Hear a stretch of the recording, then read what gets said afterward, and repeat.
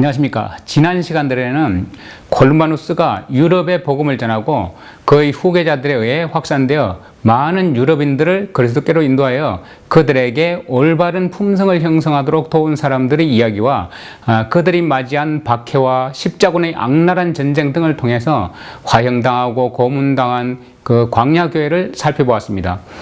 이번 시간부터는 우리가 왈덴스인들의 노력과 피 흘림의 희생을 통해서 현재 우리가 받아 누리는 복음의 축복을 어떻게 지켜오고 하나님 법을 어떻게 높이 들어 올렸는지 그 왈덴스인들의 초기 영웅들의 투쟁의 이야기를 살펴볼 것입니다. 특히 이번 시간에는 그들이 여러 다른 이름들로 불리게 된 이유와 대적들의 목적을 보게 될 것이며 그 가운데서도 하나님의 인도하시는 손길에 이끌림을 받은 특출한 사람들의 이야기를 흥미롭게 확인해 보시기 바랍니다. 이탈리아의 북서부, 프랑스의 남동부 그리고 스페인의 북부에는 중세의 성직 정치 세력이 여러 세기에 걸쳐서 맹렬한 공격을 감행했지만 절대 정복할 수 없었던 영적 요새가 있었습니다.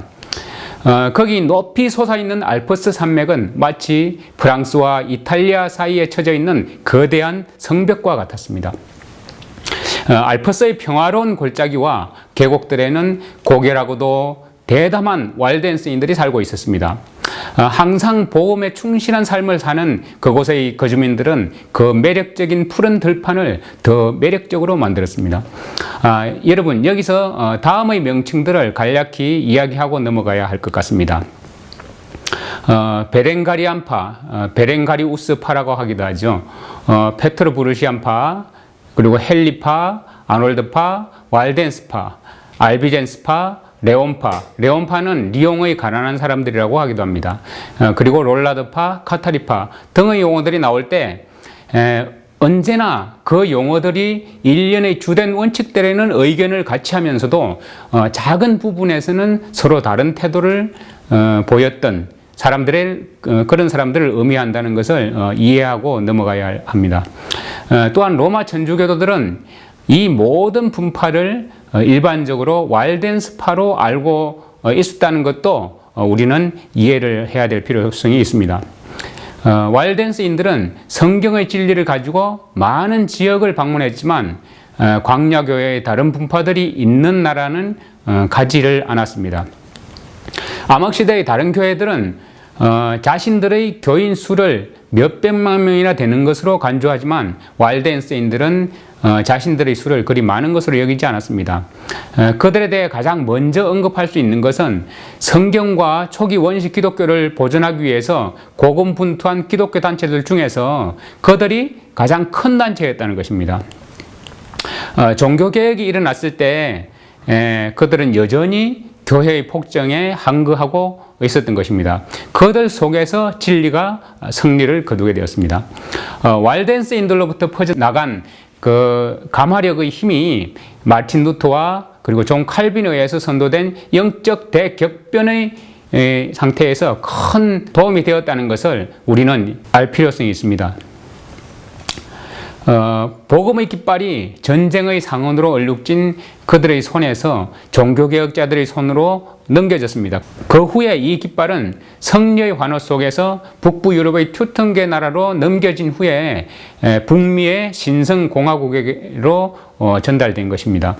왈덴스인들에게는 현대의 개신교도들에게 빛을 전달하는 임무와 그리고 참된 성경 진리의 영광을 가지고 세상의 허감을 뚫고 나가는 그런 임무가 주어져 있었습니다. 암흑시대 동안 왈덴스파의 영웅들은 자신들의 선조로부터 물려받은 그 믿음을 고수하였습니다. 이 믿음은 사도시대부터 전해져 내려온 바로 그 믿음이었습니다. 그들에 관해서 제임스 맥킨토시 경은 이렇게 기술하고 있습니다. 역사의 동이 틈과 더불어 우리는 알프스 산맥의 골짜기들에서 보인들이라는 옛 이름으로 불리는 순수한 그리스도인들을 발견하게 된다. 그들은 신약 성경의 빛을 통해서 초기 시대의 순수함과 자신들의 주변을 둘러싸고 있는 화려하고도 오만한 성직제도의 악행 사이에 존재하는 현저한 차이를 보았다라고 말하고 있습니다. 자, 이탈리아의 평지들에 사는 사람들이 매일같이 진리를 내팽개치고 있는 동안에도 walden세인들은 산골짜기에 갇혀 살면서도 초기 교회의 가르침과 관습을 굳건히 붙잡았습니다. 산으로 둘러싸여 있는 그 거대한 성체들은 자신들의 눈으로 직접 본 사람들은 누구나 요한계시록에 예언한 대로 하나님이 당신의 백성에게 안전한 피난처를 제공해 주셨다는 것을 인정하지 않을 수가 없을 것입니다. 콘스탄티누스 황제가 명목상 기독교회를 승인한 때가 325년이죠. 그렇게 승인하고 로마 세계 전체가 자신의 결정을 준수해야 한다는 칙령을 내린 후에 신약 성경의 가르침들에 대해서 타협을 거부한 그리스도인과 그리고 사람의 전통을 받아들일 준비가 되어 있는 그런 사람들 사이에 알력이 생기기 시작했습니다. 자, 이에 관해서 모세임은 다음과 같이 선언하고 있습니다. 교황권의 사절들은 위협이나 약속, 그 어떤 것으로도 오랜 세월 동안 옛 브리튼족과 스코트족을 로마 교회의 명령에 굴복하게 하지는 못하였다. 우리는 베다의 글에서 이에 관한 여러 증거를 찾아볼 수 있다. 그러니까 프랑스죠. 프랑스 사람들과 스페인 사람들은 모든 사람이 알고 있는 것처럼 자신들에게 유익이 될 것으로 여겨질 때에만 로마 교황의 권위를 인정해 주었다. 이탈리아 안에서도 라벤나의 주교를 비롯한 여러 사람이 교황의 뜻에 머리를 숙이는 비굴한 일을 하지 않았다. 개인 중에도 그의 악행과 권세에 대한 탐욕에 관하여 혐오감을 공개적으로 표현하는 사람들이 많이 있었다. walden세인들은 이 시기, 그러니까 7세기에도 피에몬테의 골짜기에서 살면서 로마 교회의 세력에 관하여서 아무 거리낌 없이 통렬한 비판을 가하였다라고 기록하고 있습니다.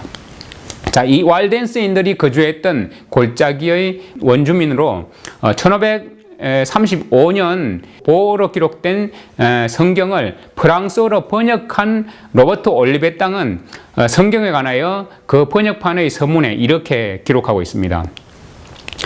나는 예수 그리스도 안에서 당신의 친구와 형제인 일단의 가난한 사람들의 이름으로 이 보배를 당신은 프랑스 교회를 말합니다. 당신에게 바친다. 그들은 육신적으로는 가난하지만 이 성경에 있는 그리스도의 사도들과 사자들에 의해 기록된 말씀들로 복을 받고 풍요로워진 가운데 지금도 그 같은 성경을 즐겨 읽는 사람들입니다. 라고 기록하고 있습니다. 이렇게 성경이 감춰지고 전통과 이교적인 가르침이 만연한 가운데에서 성경을 즐겨 읽어온 사람들인 walden스파는 사도들로부터 시작이 되었던 것입니다. 볼테르는 walden스파와 알비젠스파 그리고 신약의 다른 신자들과 서유럽의 초기 그리스도인들의 관계에 관해서 다음과 같이 설명하고 있습니다. 7, 8세기까지 루아르강 건너편에 있는 지역들인 랑퀴도와 알프스에서는 비밀 고해가 시행되지 않았었다. 알퀴는 이에 관하여 불평의 말을 하고 있다. 그 지역들의 거주민들은 항상 초기 교회의 관습들을 따르는 경향을 지니고 있었기에 교회가 더욱 번성한 상태에서 받아들이기에 편리하다고 판단한 그 가르침들과 관습들은 거부했다. 이전에 마니교도들이라 불림을 당하였고 후에 알비젠스, 보파, 롤라드파를 비롯한 여러 다른 이름으로 불린 그 사람들은 사도들로부터 이어받은 옛 관습에 애착이 있던 골지방 최초의 그리스도인들의 남은 자손이었다. 로마 교회는 후에 이러한 관습을 바꾸는 것이 필요하다고 생각하였다라고 기록하고 있습니다. 사도들이 죽은 후 이 두 종류의 교인들이 공개적으로 서로 갈라서기까지 거의 200년 동안 그들 사이에 계속 결별의 수순이 진행되어 갔습니다. 325년에 니케아에서 제1차 세계 종교회의가 개최되었는데 이 회의에서 실베스트가 로마 주교로 인정을 받았습니다. walden세인들은 바로 이 로마 주교의 시대를 자신들이 교황권과 분리된 시기로 여기고 있습니다. 교회 사학자인 린드는 이렇게 말하고 있습니다. 하지만 이 시대의 walden세인이 그들 분파의 역사가 매우 오래되었음을 주장한 것은 그 근거가 전혀 없는 것이 아니었다. 그들은 또한 마침내 그들의 속에서 폭발한 그 반감이 교회가 세속화된 때, 곧 콘스탄티누스가 로마의 주교인 실베스트에게 선물을 준 때로부터 계속해서 존재해 왔다고 주장하였다라고 기록하고 있습니다. 알프스 산맥과 피레네 산맥에 속해 살던 이 그리스도인들은 이탈리아어로 골짜기들이라는 의미가 있는 왈덴스인들이라는 호칭으로 불리워왔습니다. 이들은 또한 프랑스에서는 프랑스어로 골짜기의 거주민들이라는 의미가 있는 보 사람들이라는 호칭으로 불려오기도 했습니다. 상당수의 저술가가 그들을 항상 보인들이라고 부릅니다. 광야교회의 한 분파인 이 사람들의 대적들은 왈덴스인이라는 호칭의 기원에 관해서 잘못된 정보를 제공함으로써 그들의 역사를 왜곡시키려고 노력하였습니다. 그 저술가들은 이 사람들의 기원을 프랑스 리옹의 부유한 상인이었고 1175년에 역사의 그 모습을 드러낸 피터 왈도와 연결시키려고 애를 씁니다. 하지만 왈덴스들이 최초 또는 초기 문서들, 곧 그 당시의 그들의 역사서들, 그리고 시들, 신앙고백서들에서는 그 어떤 것에서도 피터 왈도의 이름을 전혀 발견할 수가 없을 뿐 아니라 그와 연관성을 보여주는 암시조차도 찾아볼 수 없다는 것입니다. 그뿐 아니라 피터 왈도가 나타나기도 전에 이미 왈덴스인들은 존재하고 있었다는 사실입니다. 중년이 되어서 바우도이스인들이 갖고 있던 신앙과 유사한 신앙으로 회심을 경험한 피터 왈도는 자신의 재산을 가난한 사람들에게 나누어주고 복음주의의 가르침을 전파하기 위해서 광범위하게 노력하였습니다. 그와 그를 따르는 사람들은 곧바로 혹심한 반대에 부닥치게 되었습니다. 마침내 그들은 피난처를 찾아서 이미 알프스 산맥을 넘어서 프랑스 동부에 상당한 규모의 공동체를 형성하고 있던 왈덴스인들에게로 필사적으로 도피를 하였던 것입니다. 여러 세기에 걸쳐서 보존되어 온 매우 오래된 왈덴스 방언은 그들의 계보가 로마와는 상관없으며 또한 그들이 쓰던 언어가 매우 순수한 라틴어였음을 보여주고 있습니다. 이에 관해서 알렉시스 머스턴은 다음과 같이 말하고 있습니다. 보골짜기의 방언은 그 구조에서 피에몬테어보다 훨씬 더 규칙적이다. 이 방언의 기원은 이탈리아어와 프랑스어가 생성된 시기보다도 앞서 있다. 이 방언은 심지어 13, 14세기 서정시인들이 쓰던 언어보다 보지역의 산지 사람들이 현재 쓰고 있는 언어와 유사점들이 더 많이 발견되는 로망스보다 그 기원이 앞서 있다. 이 방언이 현존한다는 것은 그 자체가 이 산지 사람들이 매우 오래전부터 존재해 왔음을 보여주는 하나의 증거이다. 이것은 또한 그들이 지속해서 외부와의 혼합과 그로부터 오는 변화로부터 자신들을 지켜왔음을 보여주는 증거가 되기도 한다. 그들이 쓰고 있는 이 언어는 하나의 고귀한 역사적 유물이다라고 기록하고 있습니다. 피터 왈도의 시대에 600년의 세월을 더 이전으로 거슬러 올라가 보면 거기에서 우리는 왈덴스인들과 연관이 있는 더 유명한 한 인물을 발견하게 됩니다.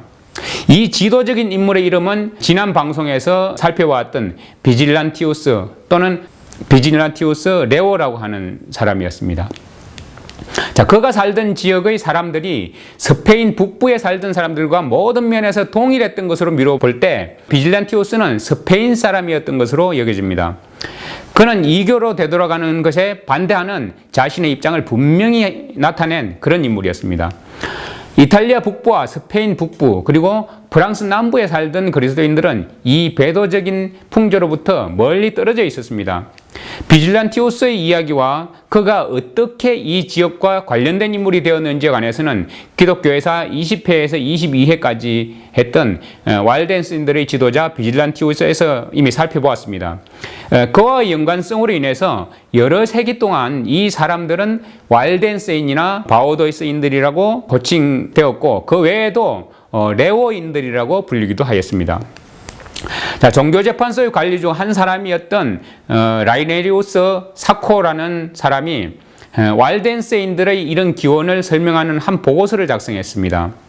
이 사람은 이전에 왈덴세인들 중에서 목사로 일한 적이 있었지만 배도를 한 후에 교황권에서 박해자로 일한 그런 인물입니다. 그는 분명 다른 어떤 대적들보다도 왈덴세인들에 대해서 더 많이 알고 있었을 것입니다. 이 사람은 이 보고서에서 70개가 넘는 옛 이단적 분파 중에 아리우스파, 그리고 마니교도들, 루니리우스파, 레오파 등 4분파를 제외하고는 모두 박멸되었다는 증언을 한 후에 현존하고 있는 이 분파 중에 교회에 치명적인 해를 끼칠 존재는 레오파 외에는 없다라고 기록을 하고 있습니다. 그는 그들이 왜 교황권의 위험한 존재인지에 관해서 다음과 같이 3가지 이유를 제시하였습니다.